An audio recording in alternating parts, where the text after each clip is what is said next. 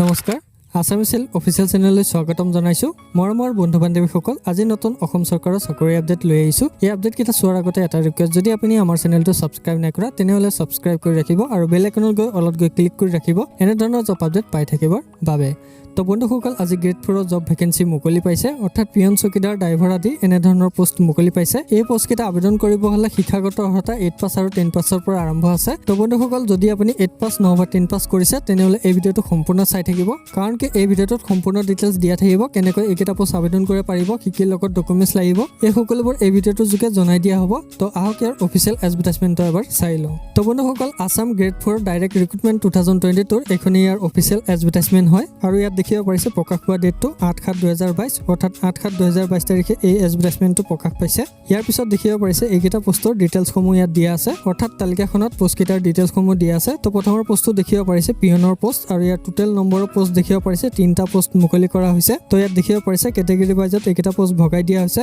ইউআৰ অৰ্থাৎ আনৰিজাৰ্ভৰ বাবে 2টা পোষ্ট মুকলি কৰা হৈছে আৰু এছচিএছৰ বাবে এটা পোষ্ট মুকলি কৰা হৈছে ইয়াৰ পিছত দেখিব পাৰিছে ইয়াৰ স্যালাৰিটো অৰ্থাৎ ইয়াৰ মান্থলি দৰমহাটো তো ইয়াত দেখিব পাৰিছে 12000 ৰ পৰা 37500 টকা লৈকে ইয়াৰ মান্থলি দৰমহাটো পাব প্লাস জিপি থাকিব 3900 টকা ইয়াৰ পিছত দেখিব পাৰিছে ইয়াৰ এডুকেশ্যন কোৱালিফিকেশ্যন 8 পাছ কৰিলে এই পিয়নৰ পোষ্টটো আবেদন কৰিব পাৰিব যদি আপুনি এছএছএলসি অৰ্থাৎ এইচএছ পাছ কৰিছে নহবা তাতকৈ অধিক পৰিছে তেনেহলে এই পিয়ন পোষ্টটো আবেদন কৰিব নোৱাৰিব যদি আপুনি 8 পাছ 10 পাছ কৰিছে তেনেহলে এই পিয়ন পোষ্টটো আবেদন কৰিব পাৰিব ইয়াৰ পিছত দেখিব পাৰিছে প্ৰসেস সাৰ্ভাৰ নহবা জাৰিকাৰক তো ইয়াৰ টোটেল 2টা পোষ্ট মুকলি কৰা হৈছে আৰু ইয়াৰ কেটেগৰী ওয়াইজত দেখিব পাৰিছে ইউআৰ অৰ্থাৎ এই দুটা সকলো কেণ্ডিডেটে আবেদন কৰিব পাৰিব আৰু ইয়াৰ মান্থলি দৰমহাটো দেখিব পাৰিছে 14000 ৰ পৰা 49000 লৈকে ইয়াৰ মান্থলি দৰমহাটো পাব প্লাস জিপি থাকিব 5200 টকা ইয়াৰ পিছত ইয়াৰ এডুকেশ্যন কোৱালিফিকেশ্যন দেখিব পাৰিছে এছএছএলসি অৰ্থাৎ মেট্ৰিক পাছ কৰিব লাগিব আৰু লগত দেখিব পাৰিছে নলেজ অফ অফিচিয়েল লেংগুৱেজ অৰ্থাৎ আসামিজ লেংগুৱেজটো আপুনি জানিব লাগিব ইয়াৰ পিছৰ পোষ্টটো দেখিব পাৰিছে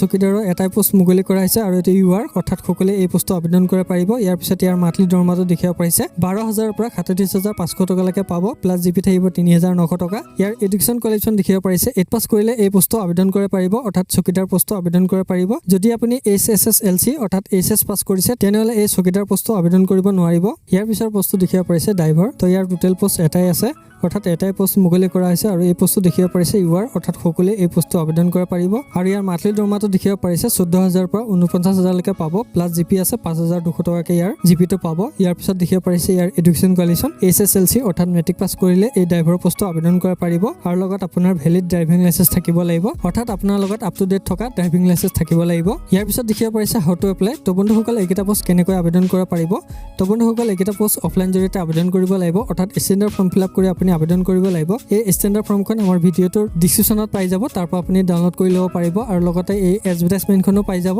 ইয়াৰ পিছত দেখিব পাৰিছে পাছপোৰ্ট সাইজ ফটো এখন ফটো ফৰ্মৰ লগত গাঁঠি দিব লাগিব আৰু দুখন ফটো ইয়াৰ লগত জমা কৰিব লাগিব ইয়াৰ পিছত দেখিব পাৰিছে ইয়াৰ লগত কি কি ডকুমেন্টছ গাঁঠি দিব লাগিব অৰ্থাৎ এপ্লিকেশ্যন ফৰ্মৰ লগত কি কি ডকুমেন্টছ গাঁঠি দিব লাগিব তো প্ৰথমতে দেখিব পাৰিছে এজ প্ৰুফৰ সাৰ্টিফিকেট ইয়াৰ লগত গাঁঠি দিব লাগিব তাৰ পিছত দেখিব পাৰিছে এডুকেশ্যন কোৱালিফিকেশ্যনৰ সাৰ্টিফিকেট আৰু মাৰ্কশ্বিট ইয়াৰ পিছত দেখিব পাৰিছে কাষ্ট সাৰ্টিফিকেট ইয়াৰ পিছত দেখিব পাৰিছে এমপ্লয়মেন্ট এক্সচেঞ্জ ৰেজিষ্ট্ৰেচনৰ সাৰ্টিফিকেট ইয়াৰ পিছত দেখিব পাৰিছে ড্ৰাইভিং লাইসেন্স যদি আপুনি ড্ৰাইভাৰ পোষ্টৰ বাবে আবেদন কৰিছে তেনেহলে ড্ৰাইভিং লাইসেন্সৰ কপিটো ইয়াৰ লগত গাঁঠি দিব লাগিব ইয়াৰ পিছত দেখিব পাৰিছে এক্সপেৰিয়েন্স সাৰ্টিফিকেট যদি আপোনাৰ লগত আছে তেনেহলে গাঁঠি দিব যদি নাই তেনেহলে দিব নালাগে তো বন্ধুসকল এইসমূহ ডকুমেন্টছ এপ্লিকেশ্যন ফৰ্মৰ লগত গাঁঠি দি আপুনি পঠাই দিব লাগিব ইয়াৰ এড্ৰেছটো দেখিব পাৰিছে office of the chief judicial magistrate Majuli PO দেখিব পাৰিছে গড়মূৰ সত্ৰ আৰু পিন নম্বৰটো দেখিব পাৰিছে 785104 আৰু ডিস্ট্ৰিক্টটো দেখিব পাৰিছে মাজুলী বেকেটত আসাম এই এড্ৰেছত আপুনি পোষ্টেল যোগে আবেদন কৰিব পাৰিব নহবা আপুনি অফিচৰ ড্ৰপ বক্সত গৈ জমা কৰিব লাগিব ইয়াৰ পিছত দেখিব পাৰিছে ইয়াৰ এনভেলপখন অৰ্থাৎ চিঠিৰ খামখনত application for the post of যোনটো পোষ্টৰ বাবে আপুনি আবেদন কৰিছে সেই পোষ্টৰ নামটো ইয়াত মেনশ্যন কৰি দিব লাগিব ইয়াৰ পিছত দেখিব পাৰিছে ইয়াৰ লাষ্ট ডেটটো দেখিব পাৰিছে 6/8/2022 অৰ্থাৎ 6 আগষ্ট 2022 তাৰিখলৈকে এই পোষ্টকেইটা আবেদন কৰিব পাৰিব ইয়াৰ পিছত দেখিব পাৰিছে ইয়াৰ এজ